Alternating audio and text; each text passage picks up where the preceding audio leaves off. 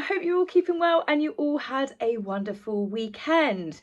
So can't say I did much. I'm just trying to catch up and stay on top of my studies at the moment. I'm getting close to taking one of the assessments and I'm like chomping on my nails. Look how bad this is. So I've got to go see my nail tech on Thursday. Just say I'm really sorry.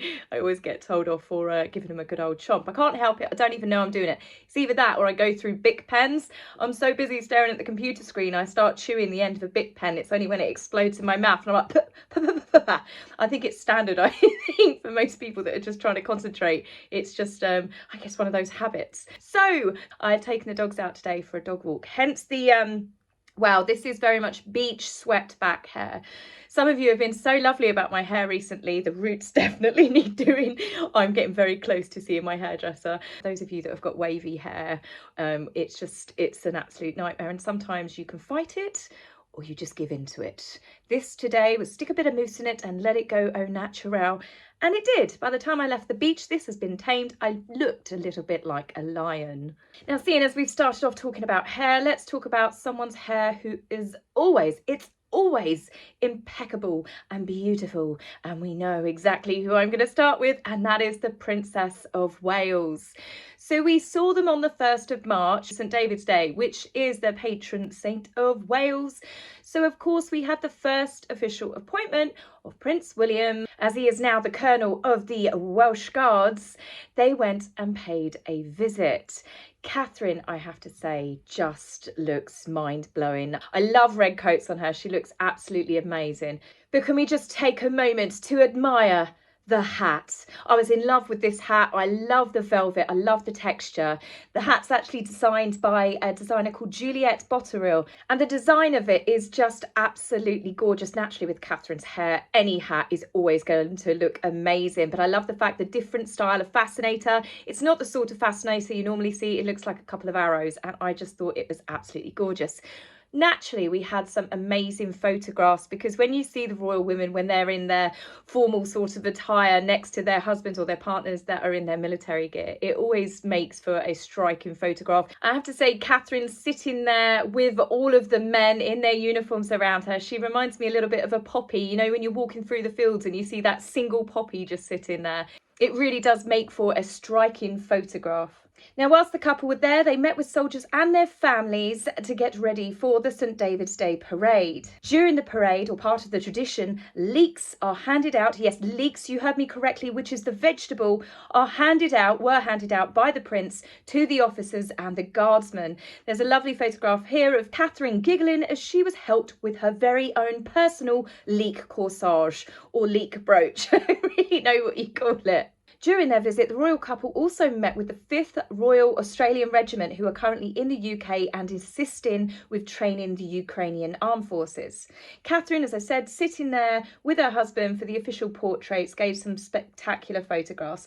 Her red coat, funnily enough, the entire overall look, they've actually compared it to when Catherine, back in 2006, she was just then the girlfriend, but she was there for Prince William's graduation when he finished his officer training at Sandhurst. Whilst she obviously has got a different style black hat on, the gloves are actually the very same cut-out leather gloves that she wore at the passing out parade as to what she was wearing on the day of the St David's parade. I know I say this all the time, but they really do make such a beautiful and handsome couple. They are quite the striking pair, and Catherine just always looks impeccable. Now, this was a huge event anyway, because obviously, you know, it's a huge celebration across the whole of Wales, but also this is their first official appointment doing this as the Prince and Princess of Wales, a position they were only given last year upon the passing of the Queen, and King Charles obviously made it known on his Christmas Day speech to the nation. The letters patent have only recently been passed, because apparently it takes that long to get it all signed, sealed and delivered, but obviously this was quite a big day. Now, last week I obviously reported about the set up paparazzi strike stroll that Harry and Meghan did outside the private and exclusive bungalows where the owner of the restaurant prides himself on the privacy of his customers, so much so mobile phones are generally taped over, the camera is taped over, and it is to be kept at the utmost secrecy. It's not because I think there's any untoward going on, but it's just because if you're famous, if you're a political power player, you want to just go have dinner or lunch and you don't want to be disturbed. You don't want someone sitting there in the background taking pictures of you or potentially recording you. And well, I guess doing everything that Harry and Meghan are quite getting a bit of a reputation for. You know, I'm quite surprised that TMZ weren't called and we had some sneaky inside shots that one customer decided to get of Harry and Meghan, but time will tell. We never know if a leak is going to be saved for the perfect opportunity. Which is why at the time of doing that video, I thought that Harry and Meghan set up the pap stroll because the story was going to break about how they were evicted from Frogmore. They didn't particularly want the news to be known, or they wanted it to look like that they were happy and they're living their best Hollywood style life. Because it was strange that they drove, I think it was 2 hours each way to go to this restaurant. Obviously they could have been visiting friends. But then when the St. David's Day came and went and I saw the parade and I thought, Harry would know this, Meghan would know this. They would know that this is the first year with Prince William and obviously now Princess Catherine being the Prince and Princess of Wales. This was going to be a huge public event and a historical photograph moment. So of course they would time it just to land. But then the more I thought about this whole eviction notice story, the more I actually started realising they leaked it. The reason why I say they leaked it is because I believe this is obviously a not fact, please feel free to Google yourself, but I believe that they leaked it because they have known about the eviction since the 11th of January, a day after Spare was released. And then obviously Harry's campaign, his privacy tour, book tour that he did, where he did lots of interviews and he trashed his family. And of course, this is supposed to have been some sort of backlash with Charles saying, enough, you crossed the line, told you not to cross it.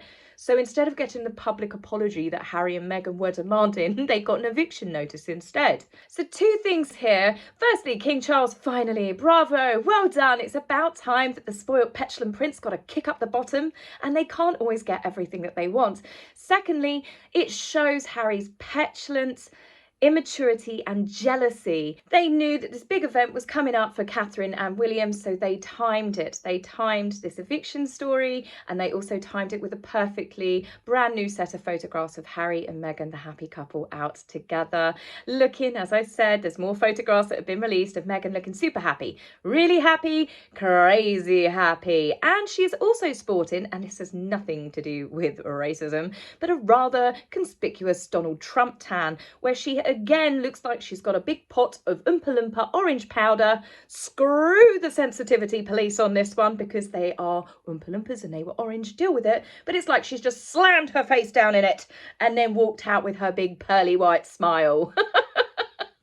So it's obviously got released that they've known since the 11th of January that they're being evicted, that Charles has said that they can keep the property until after the coronation, so they can come over, they will have somewhere to stay if they choose to come. But after we had Omid Scobie screeching it was just a final and cruel punishment, further separated Harry and Meghan and evicting them, putting the poor royals in exile. I'd like to remind everyone that they quit. They literally just quit. They went, see you later, toodaloo, with no notice, and they left. But since then, we have heard that Charles, don't worry, nobody panic, nobody please be upset, because Charles is going to give Harry and Meghan Buckingham Palace. Well, Andrew's old wing or flat in Buckingham Palace, which naturally, if you read the comment section, people are going, oh, Charles is weak because he's taken with one hand and he gives them back something with another. No, I think it's their PR spinning it, because Harry and Meghan didn't get the reaction that they wanted. They thought that everyone would go, oh, King Charles, how could he do that? He's further punishing his son, the racist royal family. The only people we saw doing that were the usual suspects. You had Dr. Shola. It's because Meghan's biracial. Omid, it's the cruelty of it. They're being isolated and cast aside. And it's just absolutely absolutely ridiculous. It is drama, drama, drama, drama. That's why before I've called them the drama llamas. It's already been announced that they have Frogmore Cottage until after the coronation. So, these stories that are coming out, Charles has offered them this to pander to them. Don't believe it. It is a PR spin because everyone in their team is upset that the world didn't go, evil, nasty King Charles. Everyone, hurrah! Well done, Charles! Well done. It's about time. The country's behind you. Now take the titles. So it kind of backfired on them if they were hoping that they were going to get where's my violin? Has anyone got a violin? Do you have a violin? No, nobody has a violin.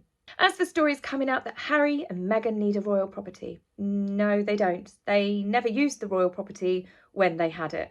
They, like many other celebrities, can go stay in hotels with their security. I feel that another reason why Harry and Meghan are responsible for dropping this eviction notice story was the fact they brought up Andrew. Harry and Meghan were okay that they were asked to leave Frogmore, but they were taken aback that Prince Andrew's going to get their property. Harry and Meghan want money back because they put money into the property. Well, as it turns out, Emily Andrews, who initially reported they paid back the 2.4 million of taxpayers' money, as it turns out, according to her tweet, they haven't. They've paid back 630,000. So that was a PR spin for positive PR. Much like when it came to Harry offering to pay for his armed security, it was an afterthought. It was as they were receiving backlash because Harry was demanding taxpayers fund him. That's when the story came out that they were going to pay for it. Harry and Meghan paid back Frogmore. Turns out they didn't. And before anyone says they paid for it out of their own money, 2.4 million was actually used from the sovereign grant. In fact, Harry and Meghan have put, I don't think, any of their personal wealth into any part of Frogmore. They came, they took, they ran. That's it. As I said, it was a cash and carry job, a smash and grab. They looted and then they literally just left the country. And that's another thing that's come up with all this story of the dramas that are coming out about it, right? Harry and Meghan were so upset because Frogmore is their family home. It's got all of their clothes in. It's got, wardrobes full of their clothes. And they're like, I beg to differ, excuse me. You actually said that you were so frightened staying in the UK, you fled for your lives. And your Netflix documentary also showed you packing up Frogmore, Meghan sitting at the bottom of a very empty wardrobe, crying her eyes out into something. There were photographs and footage of them packing up their boxes to leave. And now you've got apparently lots of stuff there. And if the stuff that you had there was so important, you've been living abroad for 3 years now, surely if it was that personal and meant that much to them, they would have shipped it over. I mean, if it's any baby stuff, at the end of the day, Archie is now huge and Lily would have outgrown anything that Archie was that age for. None of it makes sense, and it's all this big woe is us storyline. Now, more reports have come out said that Charles actually did this. He did decide to evict them from Frogmore Cottage because of the attacks that Harry did on Camilla. And you can't blame him. How can anyone say that it's unfair? At the end of the day, Harry demands everyone should praise, adore and respect his wife. But it's quite clearly hypocritical to then attack other people's wives. It doesn't matter if it's his stepmother. It doesn't matter if it's his sister-in-law. What does matter is there are other men that love those women and they are their wives. So we've had some more emotional blackmail to come out to say that King Charles will never have a relationship with his grandchildren, Archie and Lily. Well, he doesn't have a relationship with them now because Harry and Meghan have not let those children have a relationship with anyone other than Meghan's mother.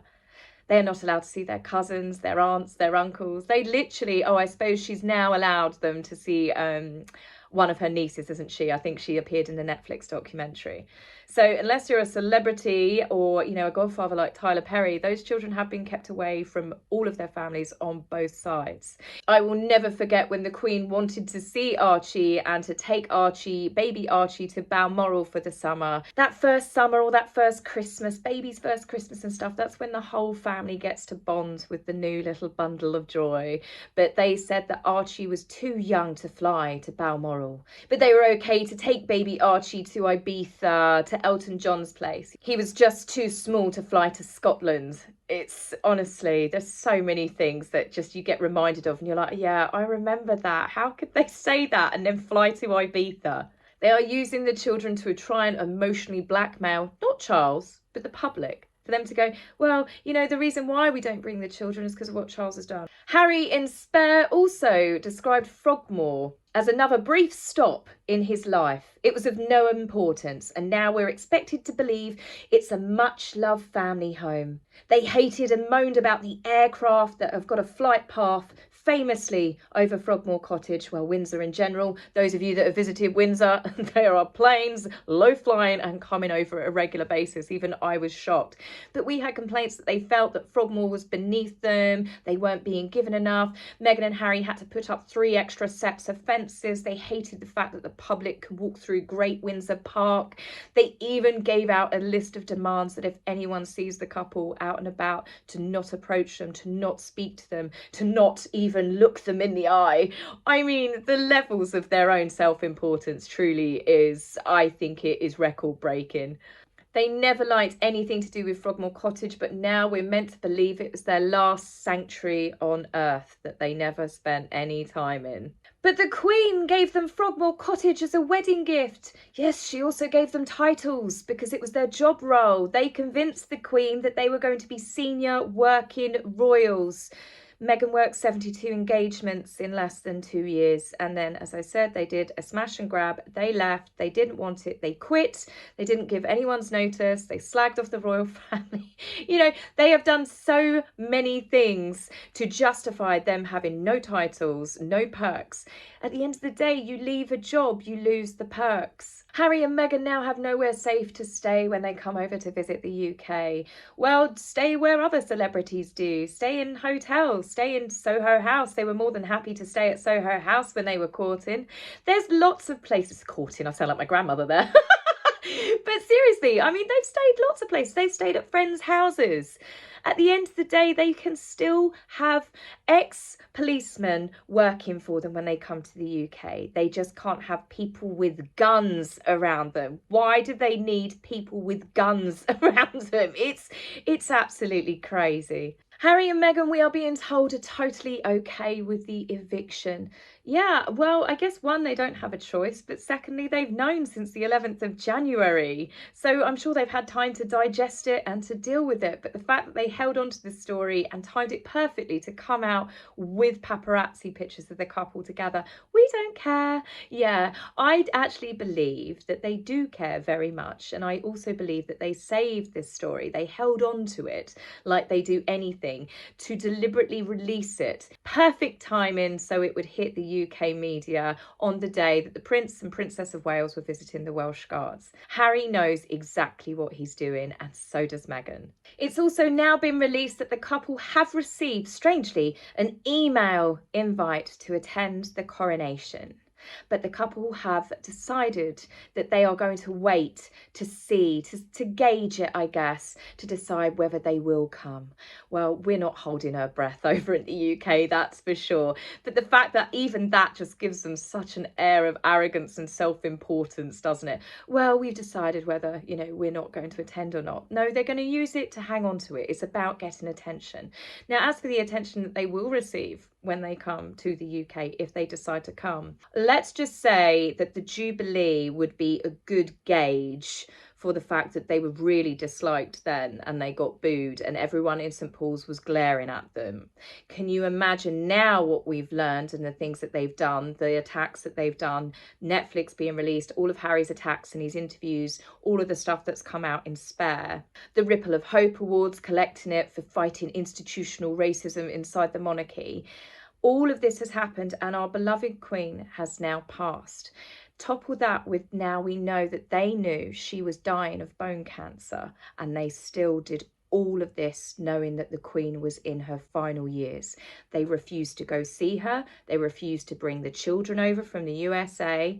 They still film Netflix. Some people say, oh, Meghan was actually, you know, just belittling herself when she did that bow.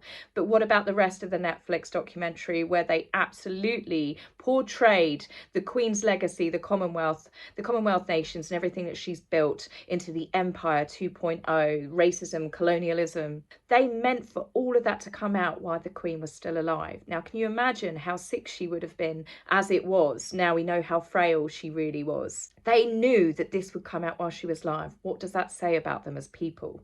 I think the best thing that Harry and Meghan can do is to stay home. They won't get booed by the public. They won't have all the embarrassing photographs of everyone glaring at them and staring at them inside the cathedral. The attention, okay, they may get a little bit less attention on them, but I think, you know, given the way that their popularity is plummeting, it's certainly not going to be good attention that they do get. Now, most importantly, a reason why I truly believe that Harry should stay home is it's his 4-year-old son's birthday. So for Harry, given the fact that all he's done is talk about breaking the trauma and the cycle of being abandoned and unloved and from a broken home as a child. Yeah, trust me, I'll come into you with this lot in the next video. But given Harry wants to break that cycle, you would think it would be very important, being the fact that he is the world's most perfect father, that he would choose to stay home instead and spend it with his 4-year-old little boy. So that's the end of this video, guys, and I will be back with you very soon, where obviously I will be doing my best to help you digest Harry unpacking his trauma on us again. So that's it for me, guys. I'll be back and I'll see you soon. Take care for now. Bye.